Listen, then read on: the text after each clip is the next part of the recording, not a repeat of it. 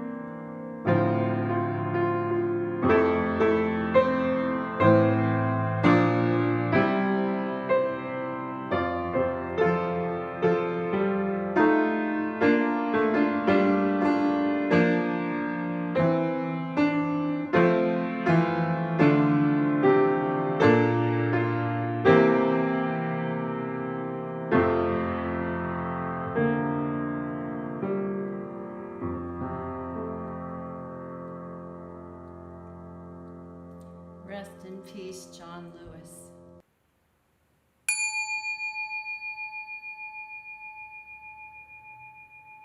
Hello, I'm Becky Reed, the Worship Associate for this service, and I welcome you to the Unitarian Universalist Fellowship of Hendersonville. As you share your time with us, we welcome you to bring your whole self, your full identity, your questioning mind, and your expansive heart. Ours is no journey of despair, not even in these trying times. For more information about our fellowship, I invite you to go to our website at uufhnc.org.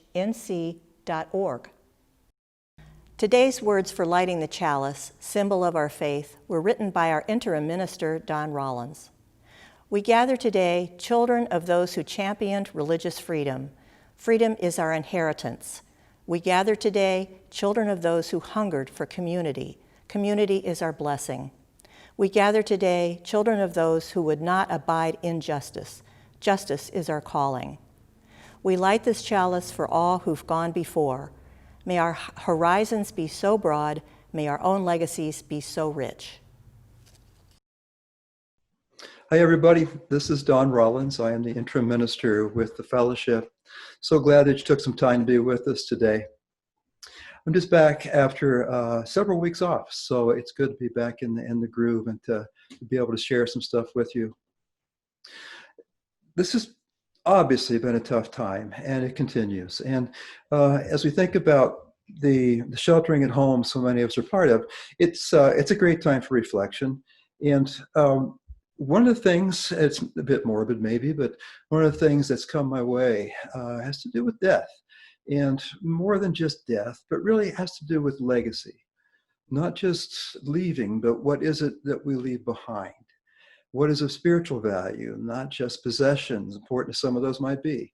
But really, what I'd like to do this afternoon is take you to a place where you begin to ask some deeper questions about what it is that you're leaving behind and what it is you might want to keep, what it is you might want to change.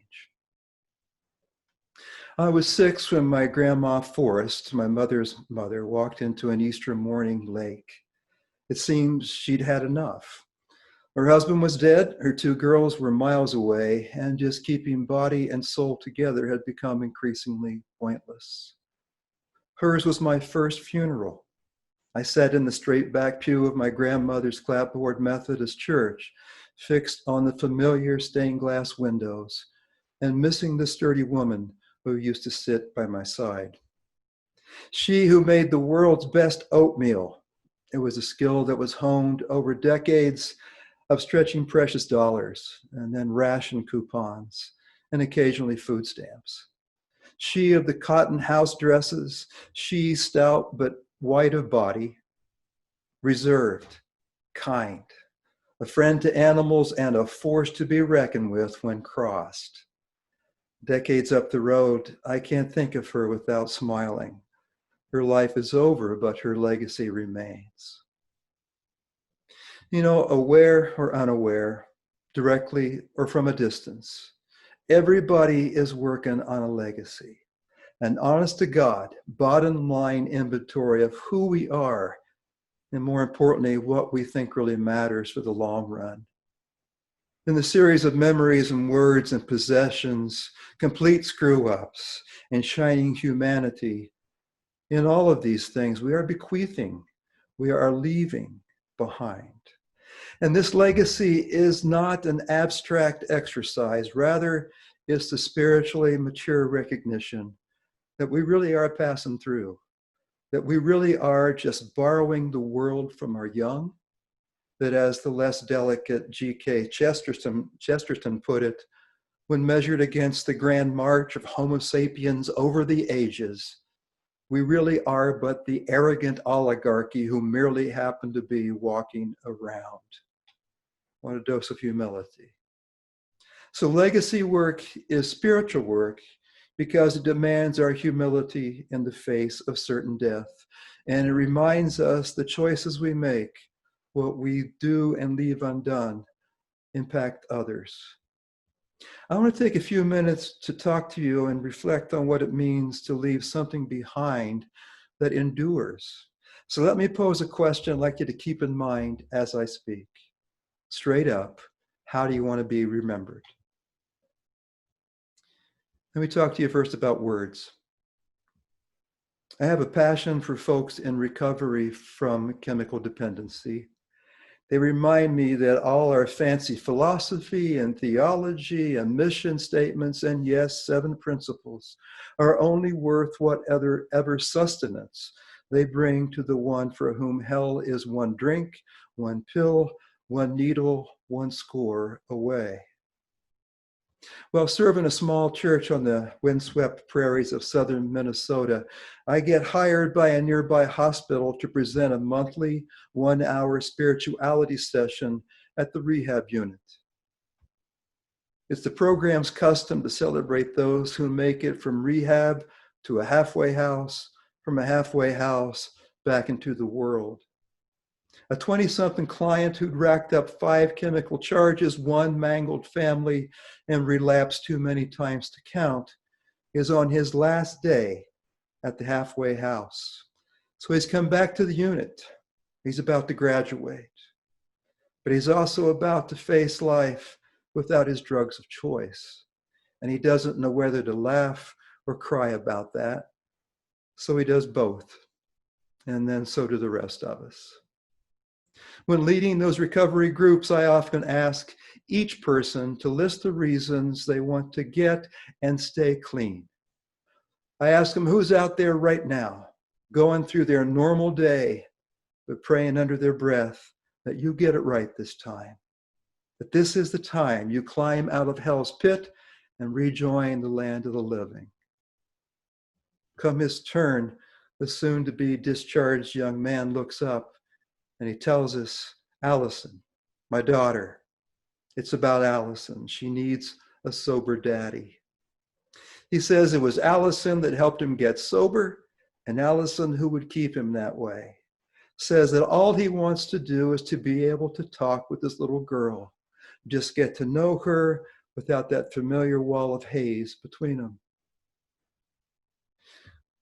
Historical linguists tell us that the evolution of talking was a very slow process, that nonverbal communication was considered by our evolutionary ancestors as much more trustworthy.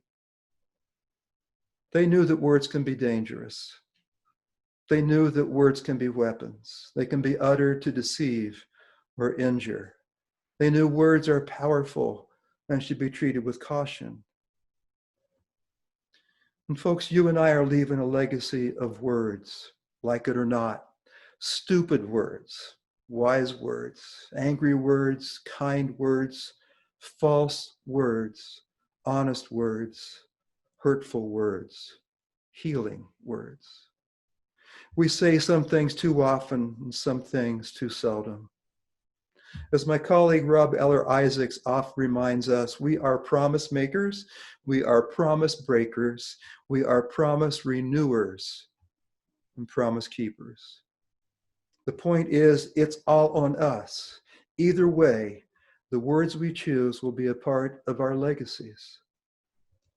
Before we move on, here's another way of putting all this. The Quakers are well known for respecting both words and silence, especially during worship, of course. Many years ago, when I attended a meeting in Columbus, Ohio, I came across some advice that I believe goes back to George Fox, an early sage from that tradition. Speak only when to do so will improve upon the silence. Some of our words will outlast us, folks. Like the ancients, we should learn to use them with caution. We mess up, we seek reconciliation. And because of the spoken word can be very, very difficult to take back. And the legacy can be very long. Let's talk about deeds, legacy in the form of deeds. In his poem, The New Story of Your Life, poet and author Mike Blumenthal says, walking the talk is more than a rhetorical adage. He writes, so you finally invented a new story for your life. It is not the story of your defeat or your impotence and powerlessness before the large forces of wind and accident. It is not the sad story of your mother's death or of your abandoned childhood. It is not even a story that will win you the deep initial sympathies of the benevolent goddesses or the care of the generous. But it is a story that requires of you a large thrust into the difficulties of life, a sense of plenitude entirely your own. Whatever the story is, he writes, it goes as it goes. Rise from the bleak island of your old story, and you tread your way home.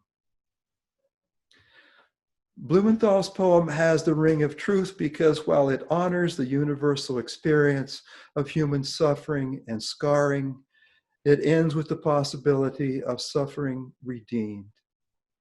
The interesting part of that poem is not that we suffer and scar, because we surely do. The interesting part is Blumenthal's dare to define ourselves as survivors and not victims. In the end, the poem's seeker turns homeward, no doubt a metaphor for the hard-won spiritual victory. It's a victory not of words, but of actions, but of deeds. My gig as a minister is a constant introduction to stubborn seekers like that. people who face down life-threatening illness, people who battle poverty, people who bury the people they love, people who go toe-to-toe with depression or addiction or loneliness or rank oppression. And all the while making a home or raising kids or going to work or suffering the slings of a broken body or a troubled mind. And my best teachers on this stony path have been people who rise above. And I bet right now you can think of some of your own. What's the takeaway here? That our legacy in large part depends less on what was done to us and more on what we did with that portion of trouble. Deeds are part of our legacy. And lastly, let's talk about essence.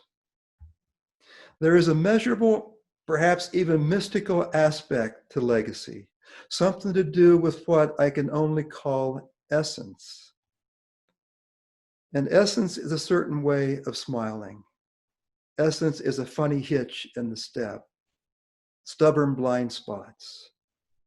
Essence is a love for a certain kind of music, a particular way of dressing, a pet peeve, a passion for a cause. Essence is the smell of a mother's baking or a brother's humor. It's the feel of a father's whiskers years, sometimes decades after he's left. Essence evokes nostalgia, but it's more than that. Essence is a living legacy seared into our being long after another's body is no more. Confession. Man, I hate memorial services and I hate funerals. I hate watching people grieve. I hate the reality that I feel powerless because often as not, I am powerless. But when those times come, as of course they must, my job is to sift through the words and the deeds for another's essence. My job is to capture what I can of somebody's unique piece of divinity on loan from life itself. Essence transcends words and deeds, making it hard to describe, but no less real nor lasting. Essence is code for the mystery that lasts. There's an untitled poem written by the late UU minister Donald Robinson that brings us closer to what I'm trying to describe. He writes, "They say you have left me, but it is not true. My eyes are liars, my reaching hands are become traitors when they reach for you. Only the heart within me understands.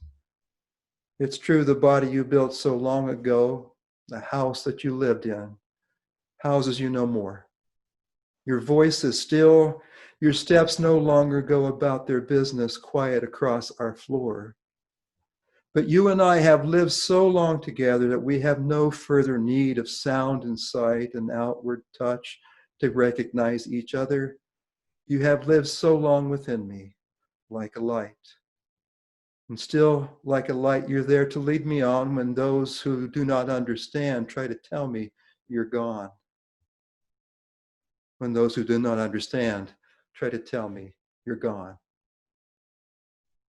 Singer-songwriter Paul Simon once observed that in the end, we are just hearts and bones here, just a legacy of the heart, a whispering, one-of-a-kind particle of light. We are essence. Words, deeds, essence.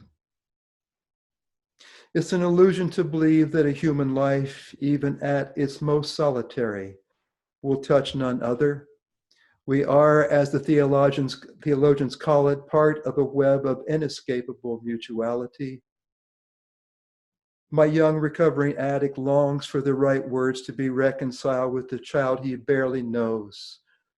It's about words. The hero of Michael Blumenthal's poem is about right deeds, choosing to do whatever it takes to live with dignity. And Don Robinson's lover, even in lament, is bound in essence to the dear one whose body is no longer to be found, a holy communion that no earthly parting can ever void. Words, deeds, in essence. When I dare think about how I want to be remembered, I suppose it boils down to getting over myself, taking real responsibility for my stupid words and deeds, doing my best to die a spiritual grown-up. I'd like to be remembered as the firmest detractor alive when it comes to the New York Yankees. I'd like to be remembered as a decent songwriter, as being on the right side in this current holy struggle against depression in its many ugly forms, as a believer in second chances, a believer in a God that transcends my tiny comfort zones. I'd like to be thought of as one who heeded George Bernard Shaw's famous counsel to be somebody more than a feverish, selfish little clod of ailments and grievances.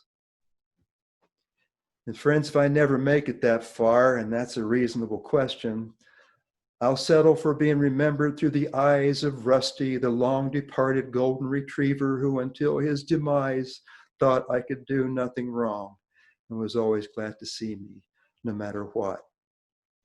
But that's just me. Straight up, how do you want to be remembered?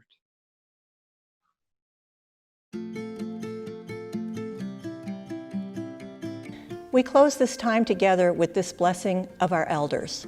It comes to us from the retired UU minister, Barbara Peskin. Because of those who came before, we are. In spite of their failings, we believe.